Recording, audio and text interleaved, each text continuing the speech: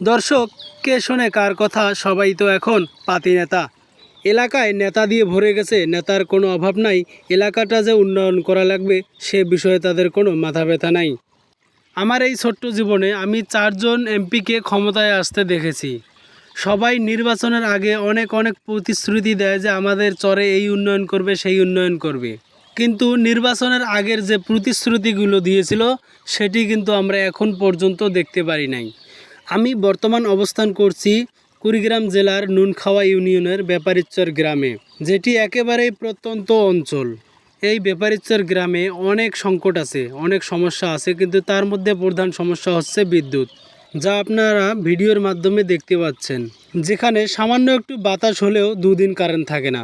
বর্তমান সময়টা চলছে ধান খেতে পানি দেওয়ার সময়, আর এই সময় যদি সেচ দিয়ে পানি না দিতে পারি তাহলে ধানের কি অবস্থা হবে আপনারাই বলেন। এভাবে ভোল দিয়েও যদি সারাদিন কারেন্ট থাকতো তাও হতো, কিন্তু 1 ঘন্টা 2 ঘন্টা পর আবার চলে যায়। মাঝে মাঝে মনে হয় এই চর অঞ্চলের মানুষগুলো মনে হয় রোহিঙ্গা, কারণ এরা বাংলাদেশের কোনো জনগণ না।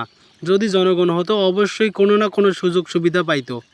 আমি আমাদের কুড়িগ্রাম 1 আসনের এমপি জনাব আনোয়ারুল ইসলামকে অনুরোধ করে বলতে চাই, আপনি আমাদের এই দুর্গম চর অঞ্চলের মানুষের দিকে একটু তাকান।